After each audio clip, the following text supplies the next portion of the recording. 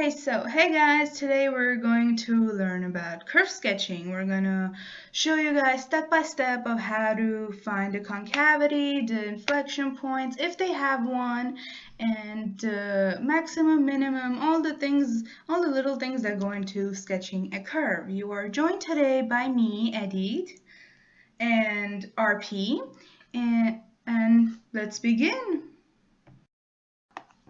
So we look at our function, which is 2x squared over x minus 4, and one of the first steps we need to do is try to figure out what the domain and what the range is. In our function, we have a denominator of x minus 4. When we equal x minus 4 to 0, we realize that x cannot be equal to 4 because that is a asymptote, which we will discuss in a later point of this video. That is why we conclude that the domain is from negative infinity to 4, excluding 4, and 4 to infinity.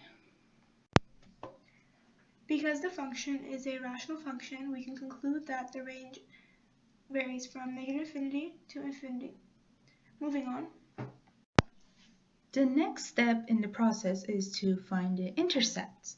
In order to find the y-intercept, we set x equals to 0. When we do that, we eventually conclude, as you can see, that the y equals 0, which means that one of the intercepts is 0. Now, for the x-intercept, we set y equals to 0, and we, again, go through the steps, and we come to a relation that, oh, it is also 0, 0.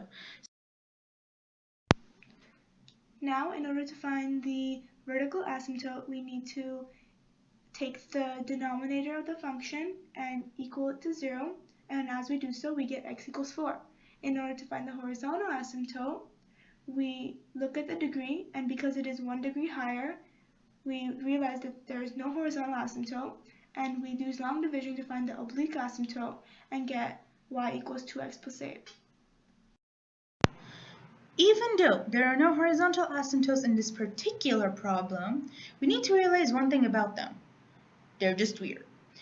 We can cross horizontal asymptotes. They are not like the vertical asymptotes when there's no possible way we can cross them on a graph, like the two lines on the road. However, like the segmented lines, we can cross them, and they also direct the traffic. In this case, they direct the graph where it's supposed to go. We should never mix those two up, because if we do, we might get a ticket, also known as a bad grade.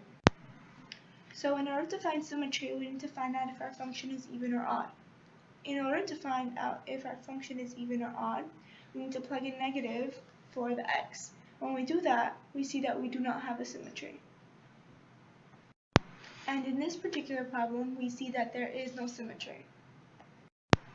So now we're looking at maxes and minimums. In these two examples we have sketched, we see that the A's represent the maxes and the B's represent the minimums, and in this case they're locals. In the next graph, we can see the function has also many maxes and minimums, but the absolute max and the absolute minimum are the ones at the highest and lowest points. In order to find the minimum and the maximum for this function, we need to find the first derivative of the function. Since it's a rational function, we use the quotient rule. Quotient rule is also known as low d high, high d low over low low. Now, we can apply this little rhythmic formula by saying that f prime of x equals to x minus 4 times 4x, which is the derivative of 2x squared, minus 2x squared times 1, which is the derivative of x minus 4, all over x minus 4 squared. When we solve that, it eventually equals to 2x squared minus 16x over x minus 4 squared. We can simplify this problem, since math is all about simplifying, and take out 2x. In this result, we get 2x times x minus 8 over x minus 4 squared, and that is our first derivative. So now we equal our function to 0 in order to find our critical points, and in this case we get 0 and 8.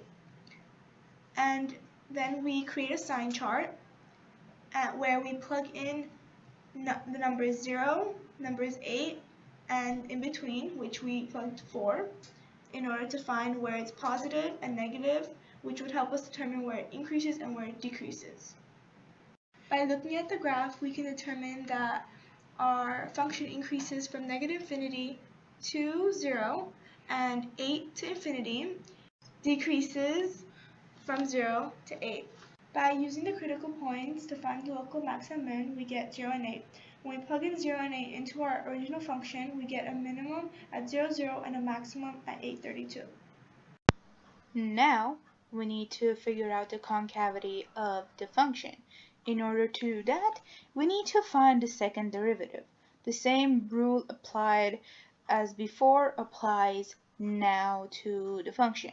So the second derivative becomes x minus 4 squared times 4x minus 16, which is the derivative of 2x squared minus 16 minus 2x squared minus 16x times 2 times x minus 4 times 1, which is the derivative of x minus 4 squared all over x minus 4 to the fourth.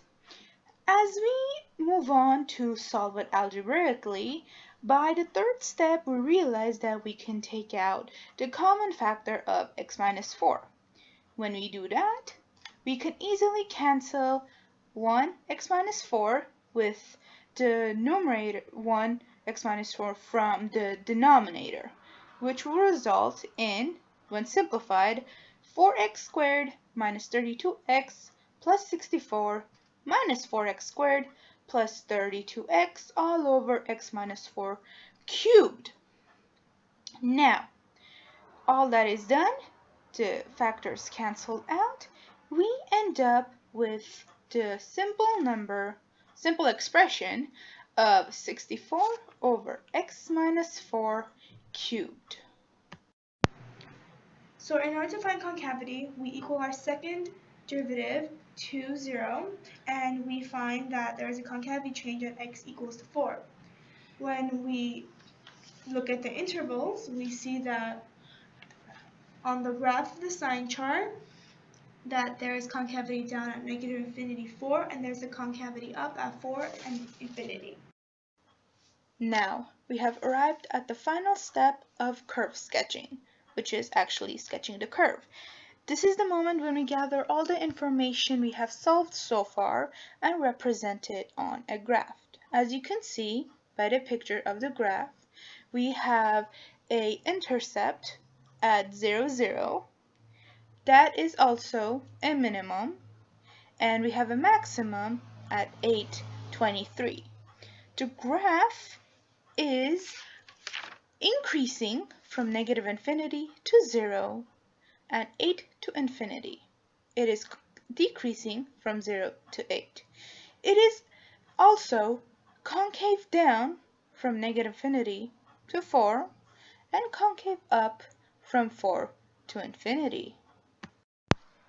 As you can see, we also have a vertical asymptote at 4 where the graph goes near x equals 4 but never touches it. This picture shows a complete graph with the slant asymptote, with the vertical asymptote, and how they direct and control how the graph is formed. Now that we are done, here are the 9 steps that it took to solve this problem, or any kind of curve sketching problem. First, you have to take the domain and range. Second, the intercepts. Then we figure out the symmetry. Fourth are the asymptotes. 5, the increasing and the decreasing. 6, local minimums and maximum. 7, concavity. 8, inflection points. And 9, we end with the complete graph. That's all for today. Thank you for watching how to sketch a curve. I hope you learned something useful today and you can apply it to your class, project, everyday life, and enjoy the rest of your day.